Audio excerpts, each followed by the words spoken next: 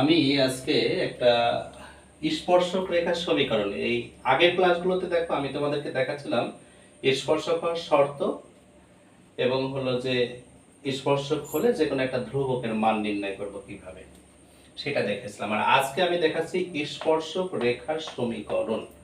তো স্পর্শক রেখার সমীকরণ স্পর্শক দুই ধরনের হয়, আগে তোমাদেরকে বলেছি।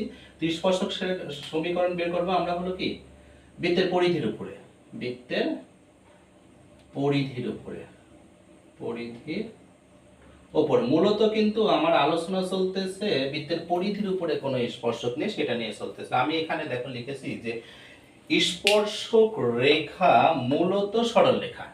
স্পর্শক রেখা কিন্তু সরল রেখা ছাড়া আর অন্য কিছু নয়। সরল রেখা নির্ণয় করার জন্য ঢাল আর কি দরকার, বিন্দু প্রয়োজন। কি কি দরকার আমাদের? ঢাল এবং বিন্দু প্রয়োজন। তো দেখো এখানে বিন্দু দেওয়াই আছে। বিন্দু কত আছে? 4 আছে, আর হলো কত? 11 আছে। এত বিন্দুতে এই বৃত্তের সমীকরণ বের করতে বলা আছে। যাই হোক আর কি, তো এই সরল রেখার মানে এটা তো স্পর্শক, তাই এটা তো সরল রেখা।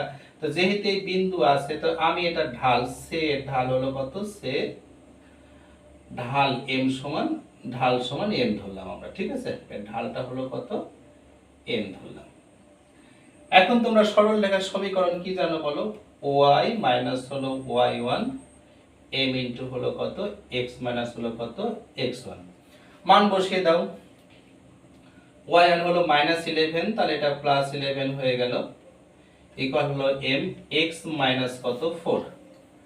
আচ্ছা, এটা যদি আমরা ক্যালকুলেশন করি, ক্যালকুলেশনটা করে আমি লিখতেছি দেখো mx মাইনাস হলো y আর হলো মাইনাস হলো 4m মাইনাস কত? 11। আমি এক পাশে নিয়ে আসলাম, কোনো সমস্যা? আমি ধরো গুণ করে ধরো এই পাশেই লিখলাম, তাহলে m আর x গুণ করলে কত হচ্ছে?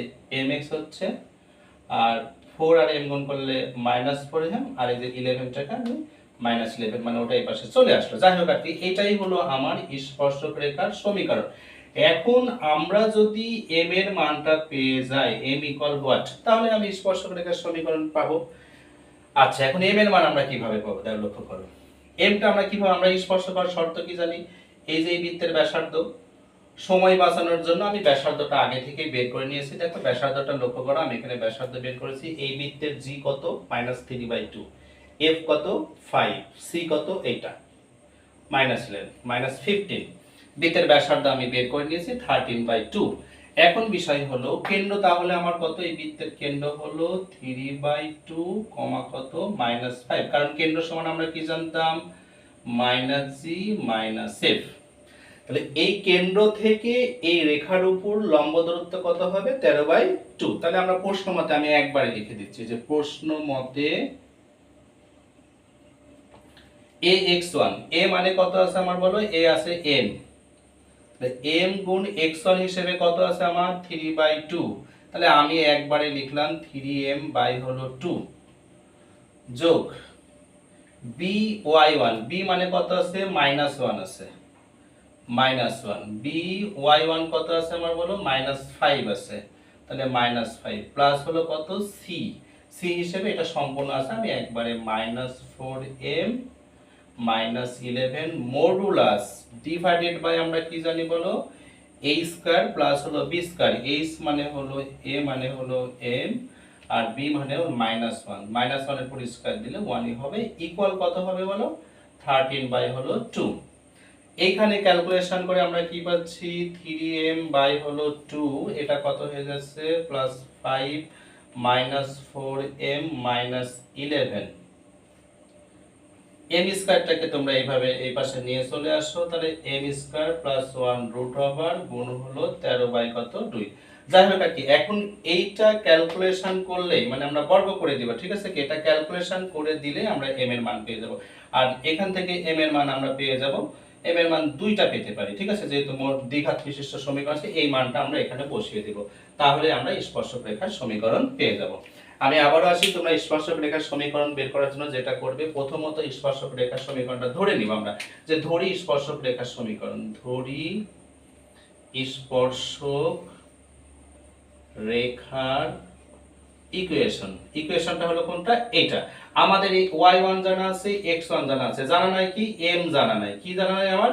এম জানা নাই, এমটা আমি বের করবো কিসের সাহায্যে? দেখো এই লম্ব দূরত্ব বের করলাম, অর্থাৎ আমরা জানতাম যে এই লম্ব দূরত্ব যা বৃত্তের ব্যাসার্ধও তাই। বৃত্তের ব্যাসার্ধ কত বের হয়েছে? 13 বাই হলো কত 2।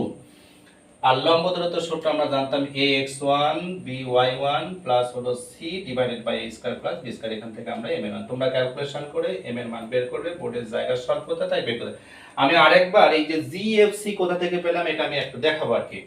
জেনারেল ইকুয়েশনটা আমরা কি জানতাম? বৃত্তের জেনারেল ইকুয়েশন ছিল x স্কয়ার প্লাস হলো y স্কয়ার প্লাস হলো 2gx প্লাস হলো 2fy প্লাস হলো কত c ইকুয়াল কত 0।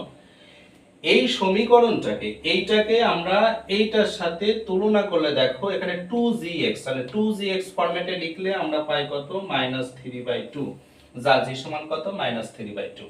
তারপরে দেখো 2fy ফরম্যাটে লিখলে f সমান আমরা কত পাবো? দেখো 5 পাবো। তাহলে এই যে f সমান কত? 5, c কত আছে? -15 আছে। ঠিক আছে বিষয়টা। আমরা ব্যাসার্ধের সূত্রটা কি জানতাম? ব্যাসার্ধ সমান এইখানে লিখি জায়গা স্বল্পতা, ব্যাসার্ধ r সমান আমরা জানতাম হলো g স্কয়ার প্লাস হলো f স্কয়ার মাইনাস হলো কত? c।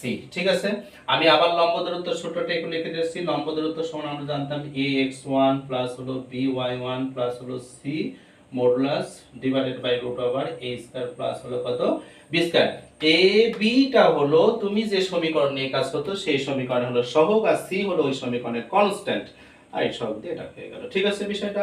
তাহলে আমরা যদি বৃত্তের পরিধির উপর কোন ক্ষেত্রে আলোচনা করতেছি, আমরা বিন্দুটা কোথায় আছে? বৃত্তের পরিধির উপর। বৃত্তের পরিধির উপর যদি থেকে থাকে বা বৃত্তের বহিস্থ বিন্দু থেকে স্পর্শক আমরা একই উপায়ে বের করতে পারবো আর কি, সেই ক্ষেত্রে আমাদের স্পর্শক রেখার সমীকরণ আমরা এইভাবে বের করব।